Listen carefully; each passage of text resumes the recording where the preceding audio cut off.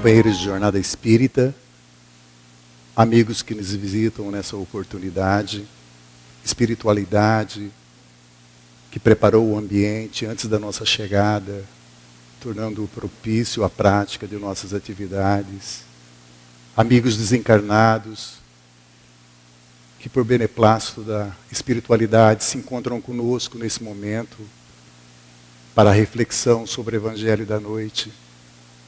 A todos, que Jesus abençoe em mais essa oportunidade. Nosso agradecimento ao coral Vozes da Fraternidade, pelas canções que embalam e que produzem essa energia saudável, permitindo que agora nós possamos realizar o nosso trabalho com absoluta tranquilidade e serenidade. Dores e aflições é o que tiramos nesta noite do capítulo 5 do Evangelho segundo o Espiritismo, que trata das bem-aventuranças.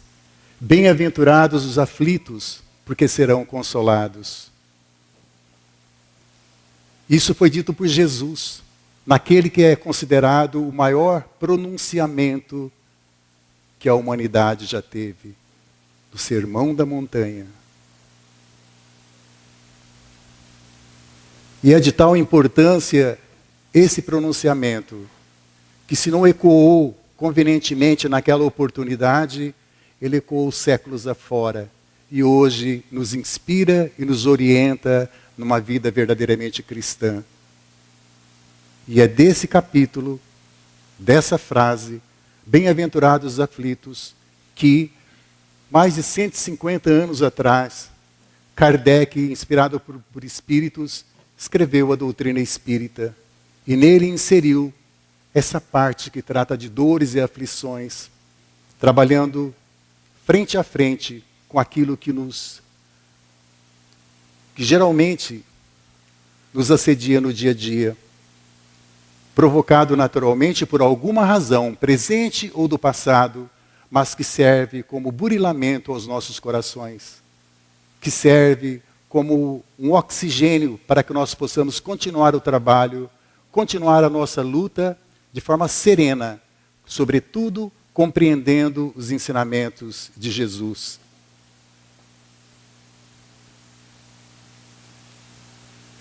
Doutrina espírita. Uma doutrina que nos oferece todas as condições para que, conhecendo o Evangelho, possamos realizar essa trajetória evolutiva nesse plano com absoluta serenidade. As palavras de Jesus no Sermão da Montanha são de tal importância que não seria necessário mais nada para que nós pudéssemos ter um roteiro seguro, sistematizado, de orientação acerca da cristandade e de como viver em sociedade.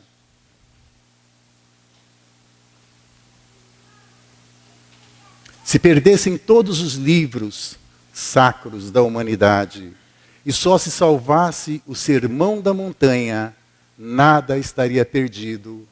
Palavras de Mahatma Gandhi, para que tenhamos uma posição acerca da grandiosidade e do significado de todas aquelas bem-aventuranças, das 8 bem-aventuranças que Jesus nos assegurou. E dentre elas, ele nos firmou: bem-aventurados os aflitos, porque serão consolados. Bem-aventurados é uma expressão de Jesus que significa os felizes, sob o ponto de vista espiritual, já que nós entendemos felicidade aqui sobre uma outra natureza, aquela que os homens nos colocaram, aquela que os homens nos ensinaram no dia a dia do convívio em sociedade. Do ponto de vista material, está mais relacionada às pessoas que possuem bens, poder ou posição de destaque na sociedade. Mas não é disso que nós viemos falar. Nós viemos falar do ponto de vista espiritual, o que significa as bem-aventuranças. Bem-aventurados os aflitos, ou seja, aqueles que têm ocasião de provar a sua fé, sua firmeza, sua perseverança e sua submissão à vontade de Deus. Palavras de Kardec. Então nós observamos que não é condição tão somente estar entre os aflitos para que nós sejamos parte das bem-aventuranças. Não. É preciso que tenhamos a ocasião de provar a nossa fé, a sua firmeza e a perseverança e a sua submissão à vontade de Deus. É preciso que enfrentemos com serenidade e equilíbrio todos os reveses que a vida nos oferece como oportunidade de encaminhamento das nossas necessidades. E, sobretudo, possibilitando a cada um de nós esse avanço espiritual que nós precisamos realizar nessa etapa que estamos vivendo.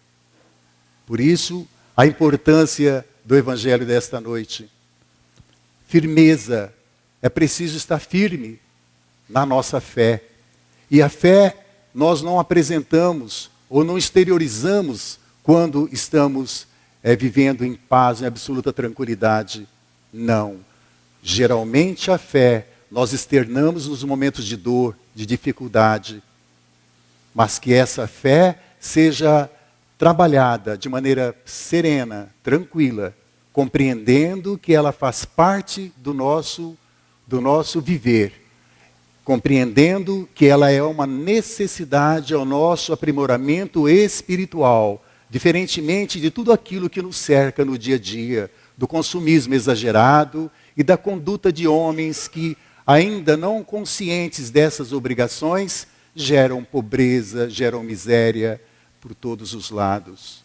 Desnecessário avançarmos nesse aspecto, porque sabemos perfeitamente tudo aquilo que nos rodeia. E veja como é importante a grandiosidade do Pai. Nos oferece a oportunidade de convívio em sociedade. Nos oferece a inteligência, a capacidade de separar o joio do trigo, a capacidade de discernir o bem do mal, de forma que nós possamos realizar livremente as nossas escolhas e saber perfeitamente, quando é chegado o momento de dores e aflições, compreender que elas são necessárias ao nosso aprimoramento, que ninguém escapa ao crivo da dor, do sofrimento, das aflições, porque é como se fosse um antídoto a tudo aquilo de negativo que nos cerca, imposto pela sociedade. É a nossa salvaguarda para que nós estejamos sempre próximos dos ensinamentos do Cristo. E Ele vê e provê todas as nossas necessidades, desde que tenhamos fé, desde que tenhamos firmeza nos nossos propósitos, desde que a nossa perseverança seja constante no dia a dia e, sobretudo, que estejamos sob a sua guarda, a submissão da vontade de Deus, tendo sempre em Jesus o guia e modelo de nossas vidas. Quando procuramos aceitar a vida como ela é, sem revolta, e sempre tentando nos libertar do sofrimento e da dor, porque nós temos sim, naturalmente, a necessidade de nos libertar, mas só nos libertamos da dor e do sofrimento quando compreendemos. Assim como aquele que vai viajar, desde que ele conheça o caminho, facilita a sua viagem, a compreensão de tudo aquilo que ele vai passar. Então, quando tentamos nos libertar do sofrimento, da miséria, da ignorância, através de muito estudo, muito trabalho, em benefício não somente de nós, mas da coletividade, estamos seguindo o caminho da resignação, o que demonstra nossa fé e nossa confiança na lei de evolução e prosperidade do Pai Celestial. Dor e sofrimento. Mas afinal, o que é dor? Dor, em sentido geral, é a sensação desagradável, penosa, resultante de uma lesão, de uma contusão, ferimento ou funcionamento irregular de um órgão do nosso corpo. Por extensão, o termo dor se aplica a sentimentos de tristeza, de mágoa, de aflições, pesar, que podem repercutir de maneira mais ou menos intensa sobre o organismo, causando-nos mal-estar e, por que não, algumas doenças que nós chamamos hoje psicossomáticas, como a depressão, por exemplo, atualíssima, as doenças que nos cercam neste momento. Mas como a dor? Como nós podemos dizer que a dor surgiu? Como descobriram a dor? Os papiros do Egito e os documentos da Pérsia e da Grécia Antiga descrevem não só a ocorrência da dor, como também o desenvolvimento de medidas visando o seu controle.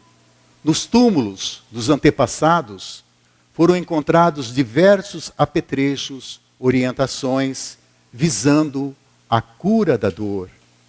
Na antiguidade, atribuía-se a dor aos maus espíritos, e dado o caráter religioso da dor, a medicina era exercida por sacerdotes que empregavam remédios naturais, sacrifícios e preces como antídotos à dor.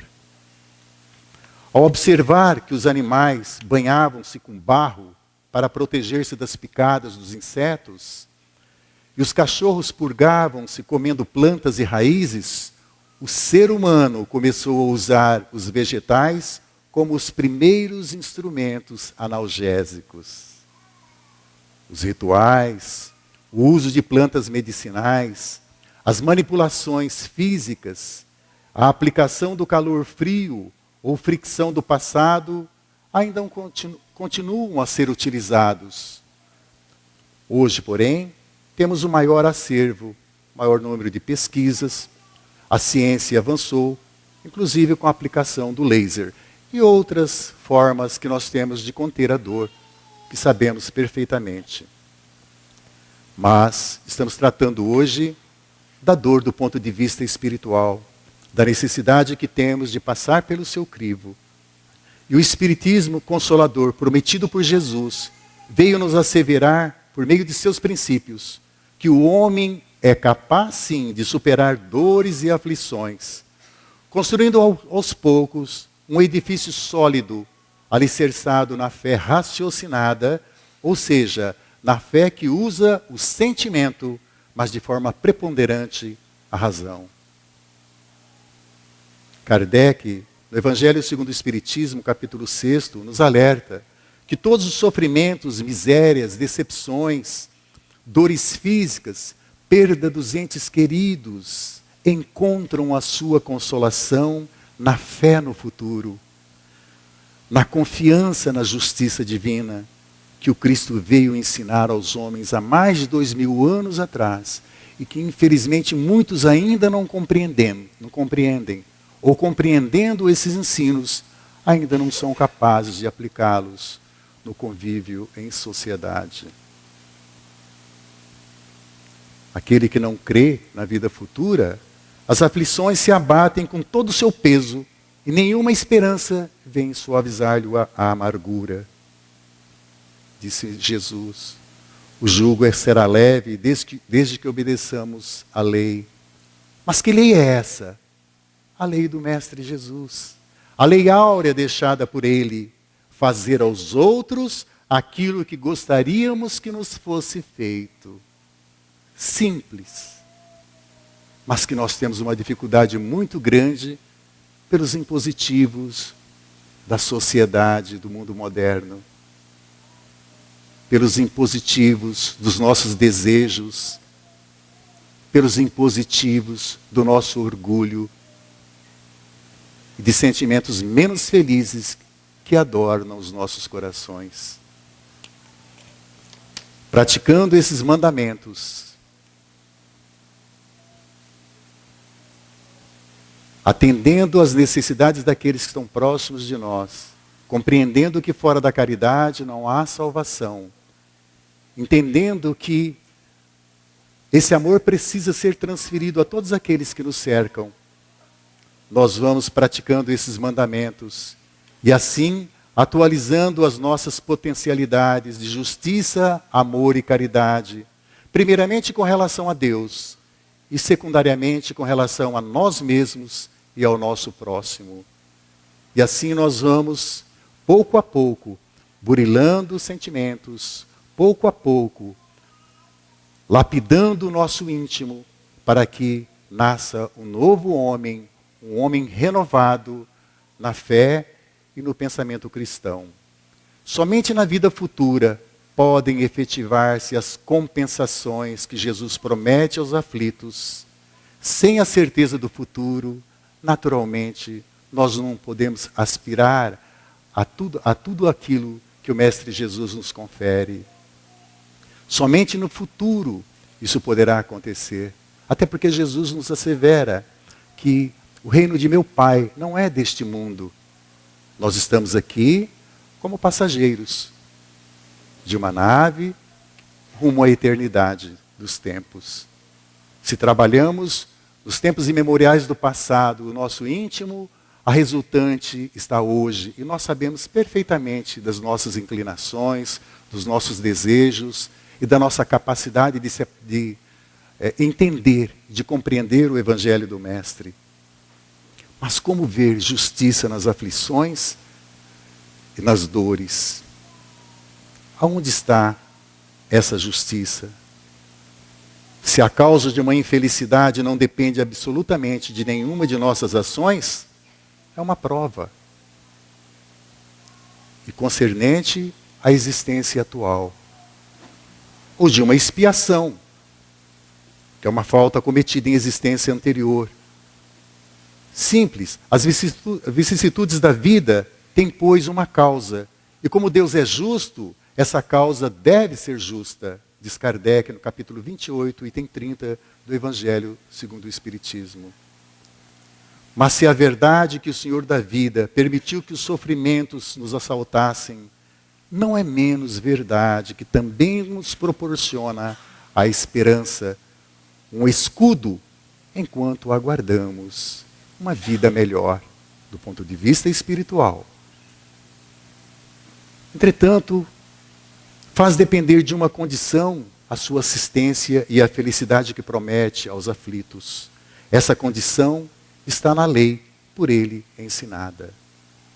Amai os vossos inimigos. Fazer aos outros aquilo que desejamos que os outros nos façam. Fora da caridade não há salvação. Seu jugo é a observância dessa lei, mas esse jugo é leve. A lei é suave, pois que apenas nos pede como dever o amor e a caridade. Kardec, no Evangelho segundo o Espiritismo, capítulo 6, item 2. O jugo de Jesus é a humildade, a fraternidade, o perdão, o amor ao próximo, a resignação, a calma, a paciência, a confiança em Deus. Em síntese, a paz e a bondade. É a certeza de uma vida eterna, vivida em perene alegria, já que na condição de espíritos, como disse, somos viajores da eternidade. Estamos apenas estagiando nesse momento, nesse plano, convivendo com aquelas pessoas que, falamos sob o ponto de vista consanguíneo, são necessárias ao nosso burilamento. Convivendo com aquelas criaturas no nosso trabalho que também são necessárias ao nosso aprimoramento. Convivendo com outras criaturas no trânsito, em entidades que nós participamos, na medida das nossas necessidades. Tudo estrategicamente ofertado para que nós possamos colocar em prática as ações no bem e realizar essa transformação, subindo degraus na escalada evolutiva do espírito, paulatinamente. Por essas palavras, bem-aventurados os aflitos, porque serão consolados, Jesus aponta a compensação que hão de ter os que sofrem e a resignação que leva o homem a bendizer do sofrimento como prelúdio de verdadeira cura. Quando sofremos uma aflição, se procuramos sua causa, encontraremos sempre a nossa própria imprudência, nossa imprevidência ou alguma ação anterior. Nesses casos, onde convir, temos de atribuir o resultado à nossa própria incúria, a nós mesmos. Daí porque fazemos uma classificação dessas causas para as aflições. Causas necessárias, causas desnecessárias. Causas necessárias relativas a vidas passadas. São compromissos que trouxemos de outras etapas dessa vida. É o resgate de obrigações que nós assumimos numa etapa anterior. Por isso são necessárias ao cumprimento de provas e expiações, para que nós possamos alçar um degrau a mais nessa escalada espiritual. Aquelas desnecessárias da vida presente, resultante de más escolhas que fazemos no dia a dia, já que temos a liberdade de escolher os nossos destinos. E muitas vezes tomamos o caminho da porta larga, porque ela é mais fácil, não compreendendo que o caminho que nos leva à porta estreita nos oferece a oportunidade de redenção espiritual, a oportunidade de desbastar das asperezas do nosso ego, de modo que nós possamos alavancar essa retomada espiritual rumo ao mundo melhor. Desnecessárias por quê? Por conta das más escolhas.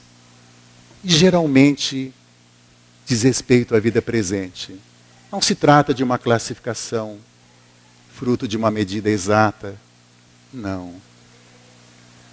Mas na maioria dos casos, tem-nos dito a espiritualidade, no presente, as aflições e dores que passamos são consequências das nossas atitudes, das nossas escolhas. Desnecessárias, resultante da imprevidência, muitas vezes, do orgulho, da ambição que temos. Cada ano colocar um item a mais na declaração de imposto de renda. Sempre querer aquilo que é melhor para os meus. Não compreendendo que nós convivemos em sociedade.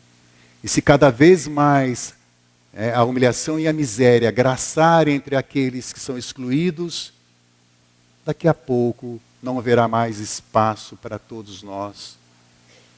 Nem os nossos muros, nem as cercas elétricas irão atender às nossas necessidades de segurança.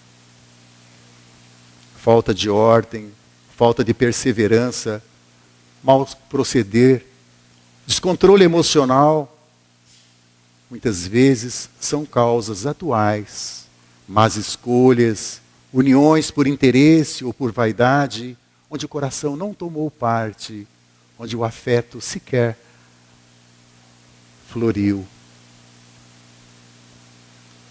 Reações intempestivas, sem reflexão frente a emoções.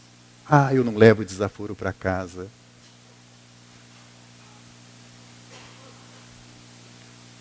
Doenças e enfermidades que decorrem da intemperância e dos excessos de todo gênero. Excessos que cometemos na alimentação, excessos do álcool, uso de drogas ilícitas, etc. São alguns fatores. Pais que descuidam dos filhos, permitindo más tendências. Apenas alguns exemplos de aflições, de causas das aflições desnecessárias porque decorrem de más escolhas na vida presente. Como disse, não é uma regra rígida, mas na maioria dos casos, sim. Necessárias. Geralmente, elas decorrem de vidas passadas. E é por isso que muitas vezes nós não entendemos a ausência precoce de entes queridos que se afastam fisicamente de nós.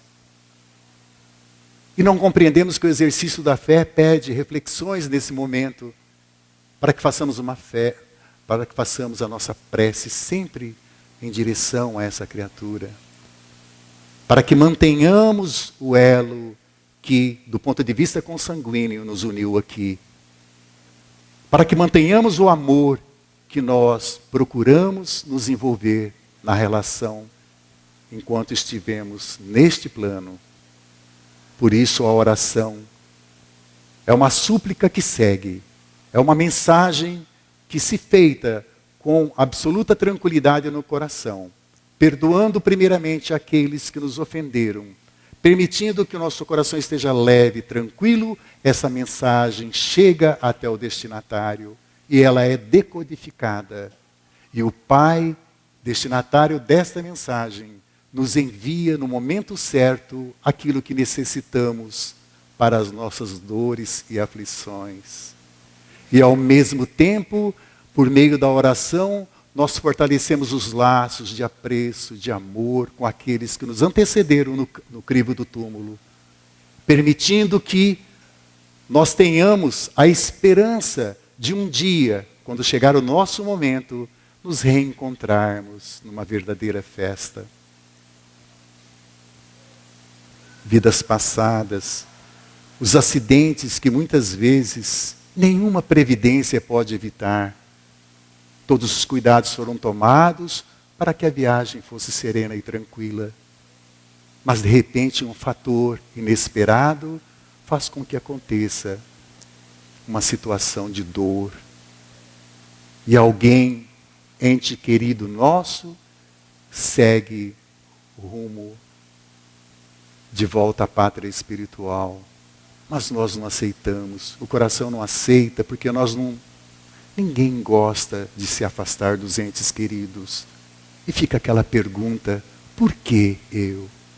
Se todos os cuidados foram tomados, por que isso acontecer? Mas não compreendemos os vínculos pretéritos que muitas vezes justificam determinadas situações, porque ainda não temos a compreensão exata dos ensinamentos do Mestre Jesus. Situações que trouxemos para que fossem resgatadas agora. Outro exemplo de resgate necessário, de causa das aflições que passamos. Os reveses da fortuna que frustram todas as medidas de prudência. Por mais cuidado que tenhamos na administração de bens, de repente, um negócio mal entabulado acaba provocando uma situação de dificuldade. E aquilo que tínhamos anteriormente, já não temos mais hoje. E aí começamos a questionar. Muitas vezes, isso está relacionado ao nosso passado. A necessidade que temos de realizar essa tarefa exatamente para alcançar esse aprimoramento espiritual. Mas nós temos dificuldade porque o apego aos bens materiais ainda fala mais alto aos nossos corações. Os flagelos naturais que de repente nos ocorrem, os desencarnes coletivos. Por que isso? São vínculos pretéritos que precisam ser resgatados, que precisam de um reequilíbrio. Outro caso, as doenças e as deformidades que impossibilitam o trabalho de muitas criaturas. Por que isso? Não entendemos, mas a doutrina espírita vem nos dizer que são motivos, são razões obtidas lá atrás, em vidas passadas, que agora se faz necessário exatamente para o resgate de situações que envolvem não só a própria criatura, mas envolve os pais, envolve a necessidade da aplicação do carinho, da atenção, da abnegação, da renúncia, que necessita muito de resignação à dor e à aflição que essas situações causam. Também a reencarnação. Ela se apresenta como oportunidade, muitas vezes fruto de uma programação da qual nós tomamos parte para reencontros e resgate de obrigações pendentes. Por isso que não é justo dizer, na minha família eu tenho alguém problemático. Não tem ninguém problemático, não. O problema reside nos nossos corações.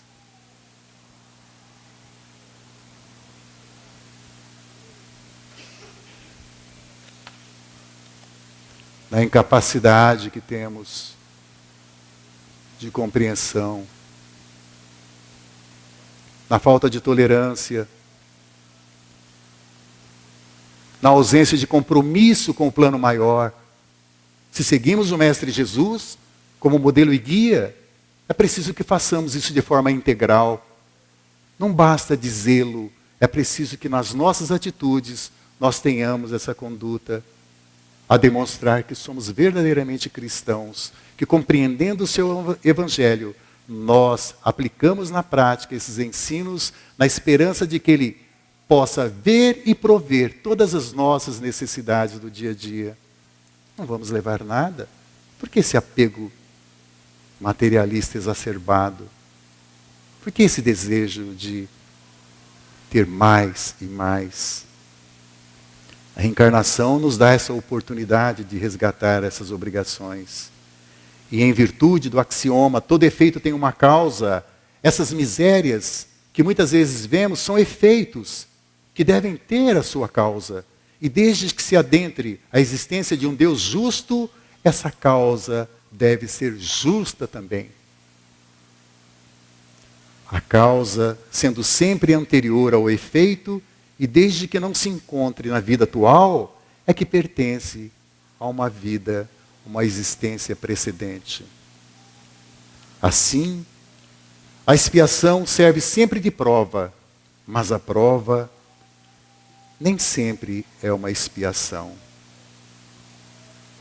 E ambas são sinais de uma inferioridade relativa, pois aquele que é perfeito não precisa ser provado. Exemplo, o Mestre Jesus. Podemos sim utilizar uma outra classificação. No livro Evolução em Dois Mundos, André Luiz nos dá uma exemplificação muito interessante. Dor e expiação, dor evolução e dor auxílio. Dor e expiação são consequências de uma ação passada. E dada a nossa ignorância, nos desregramos em relação às leis de Deus e criamos aquilo que os orientais chamam de karma, que deve ser purgado para a nossa felicidade e a harmonização interior de cada um de nós.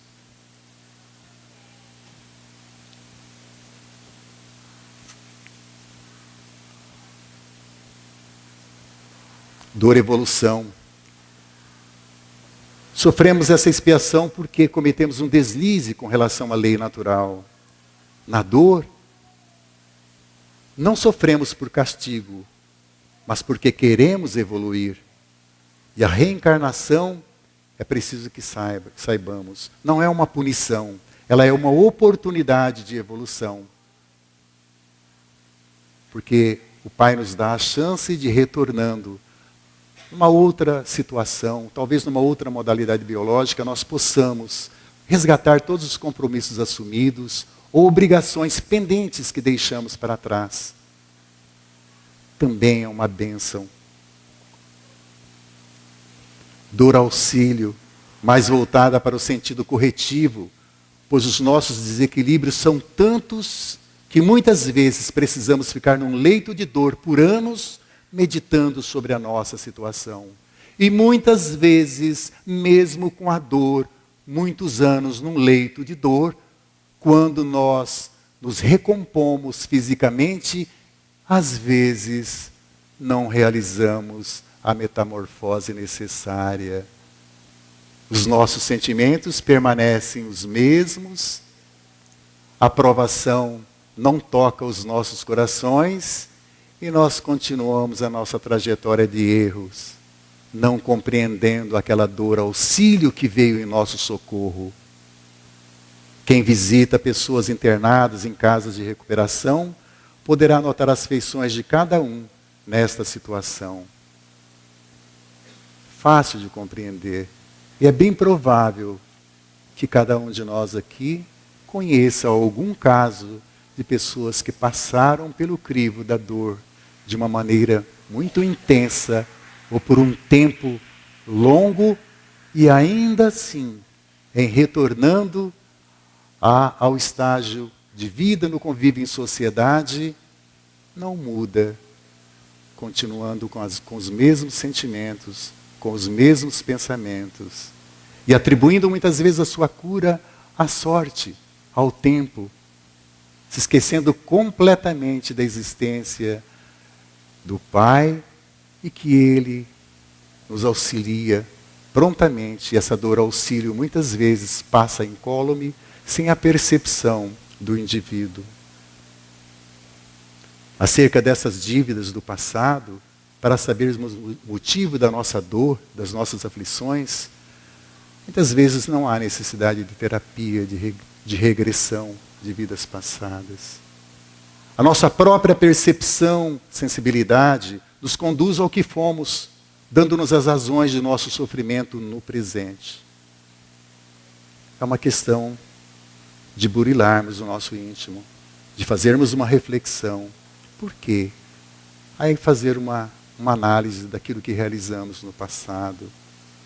Nessa vida presente, já que, como disse, 70% a 80% dos resgates atuais são fruto de incúria, fruto de erros cometidos deliberadamente na vida presente. Enfim, não basta sofrer, é preciso saber sofrer com resignação. E não devemos nos acomodar no sofrimento, de forma alguma. É preciso lutar sempre com coragem, com inteligência, com paciência e fé. Saber que a felicidade, como ensino mestre, não é deste mundo, mas que a infelicidade pode ser suportada com a caridade, compreensão, amor e esforço pessoal de cada um de nós. Quem devemos sempre amparar, que devemos sempre amparar aqueles que estiverem no nosso caminho, de uma maneira tranquila. Certa feita, era um domingo, eu estava em casa assistindo futebol pela TV, toco o telefone e alguém do outro lado diz: meu nome é Gabriel, você é de Três Lagoas, eu peguei o seu número porque eu te conheço, gostaria que ele me fizesse um favor. Estou em Araçatuba, trouxe um familiar doente e esse familiar faleceu e eu preciso avisar a família lá no bairro Santa Terezinha para que eles não venham para cá porque nós já estamos providenciando o traslado do corpo para Três Lagoas.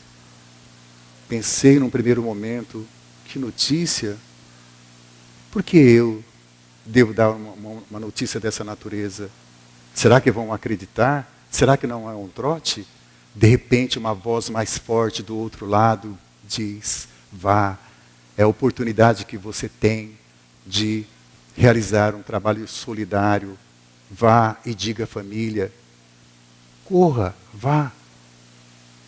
E eu peguei o meu carro e fui até o bairro Santa Terezinha no endereço indicado.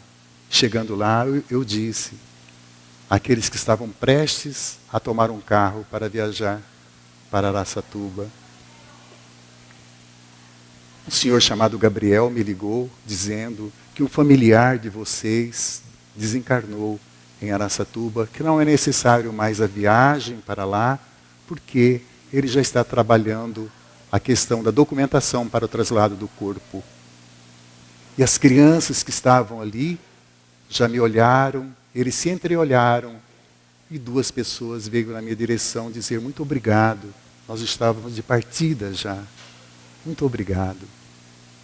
Então, nem sempre nós devemos atender os impositivos de irmãos menos felizes e atender sim os imperativos da razão. Nossos exemplos podem ser inspiradores e positivos, ou desestimuladores e negativos. Depende da nossa atitude.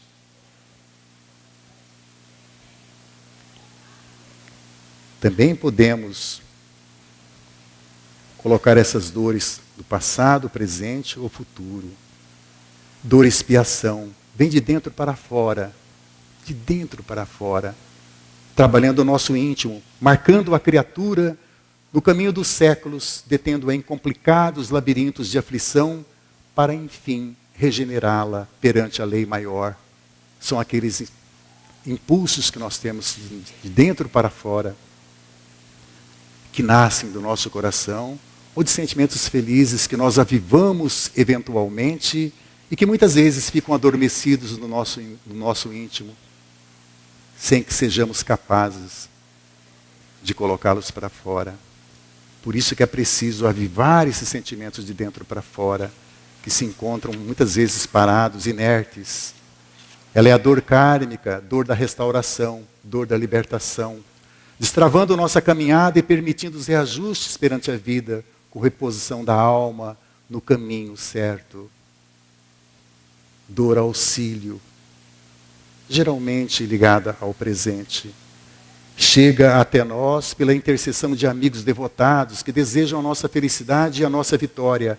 É quando recebemos a bênção de prolongadas e dolorosas enfermidades no envoltório físico, seja para evitar-nos a queda ou mais frequentemente para o serviço preparatório da desencarnação.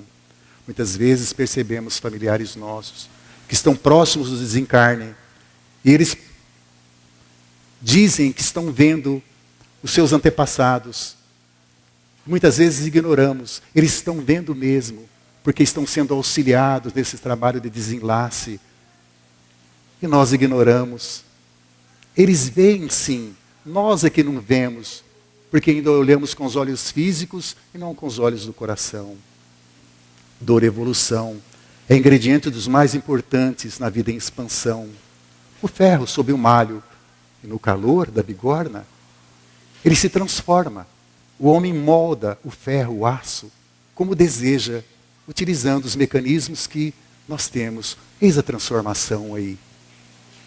A semente na cova, depois se avulta numa planta. As mãos em ação, tanto quanto a criança chorando se transforma para desenvolver os próprios órgãos, sofrem a dor evolução, que atua de fora para dentro. São os impositivos que estão na sociedade, aprimorando o ser, sem o qual não existirá o progresso.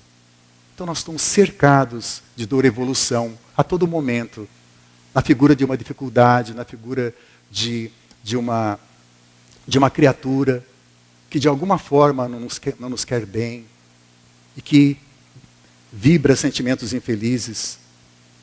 Dor e evolução acompanham o nosso desenvolvimento e crescimento e têm existência permanente. Assim, as dores e aflições nos dão a oportunidade de resgatar o passado, de criar novas oportunidades, de repensar o futuro. E é bom que saibamos, né? Não basta sofrer simplesmente para evoluir moral e espiritualmente. Indispensável é saber sofrer, extraindo as boas lições de cada vivência, por mais difícil que pareça. Palavras de Emmanuel no livro Vinha de Luz. Os amigos espirituais nos alertam.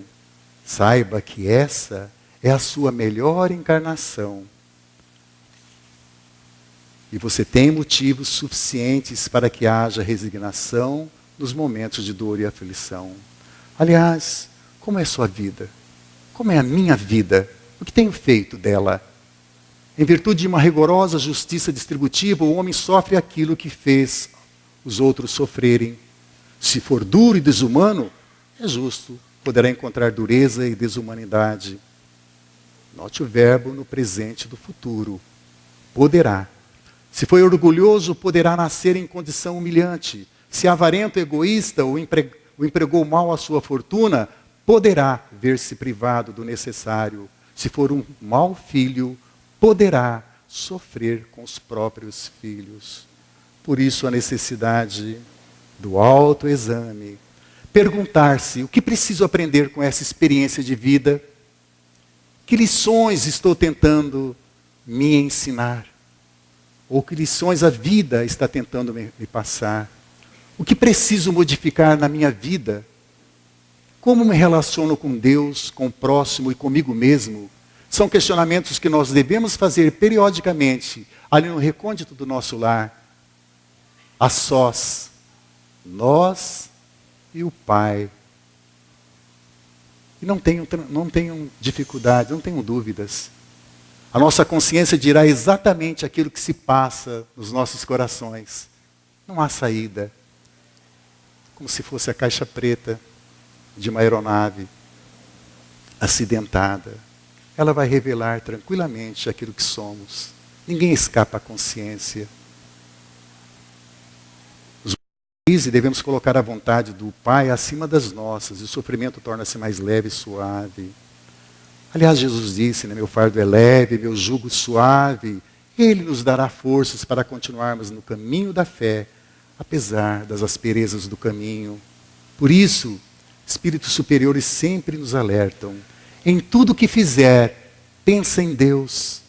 Quando olharmos nossas dores e aflições de um ponto de vista espiritual, elas começam a perder a sua intensidade, passam a perder aquele seu valor relativo. Equivale a dizer que se subirmos a uma montanha, de lá olharmos para baixo, tudo parece em tamanho diminuto. É assim. Por isso é preciso dar mais atenção aos valores espirituais, deixando um pouco de lado aqueles ligados à matéria. Assim, para finalizar, poderemos ultrapassar todos os tipos de dificuldades, confiantes e agradecidos ao Pai pelas dores e aflições que nos cercam, nós sejamos capazes de transformar essas dores e aflições em gotas e bênçãos, que serão vistas como forma de ativar a nossa evolução espiritual. Finalmente, estuda e estuda-te, diz Joana de Ângeles. Sempre com ideias na cabeça e alegria no coração. Como diz Shakespeare, somos feitos da mesma matéria que nossos sonhos. Por isso precisamos sonhar. Sonhar alto, sim, mas sonhar conhecendo os valores espirituais, para que nós possamos trabalhar os melhores sentimentos e realizar a tarefa que nos cabe. Se você aproveitar o tempo a fim de melhorar-se, o tempo aproveitará você para realizar maravilhas, diz Chico Xavier. Portanto, dores e aflições são oportunidades santas que nós temos de resgatar compromissos, compreendendo, trabalhando tudo isso com resignação, com calma, com serenidade.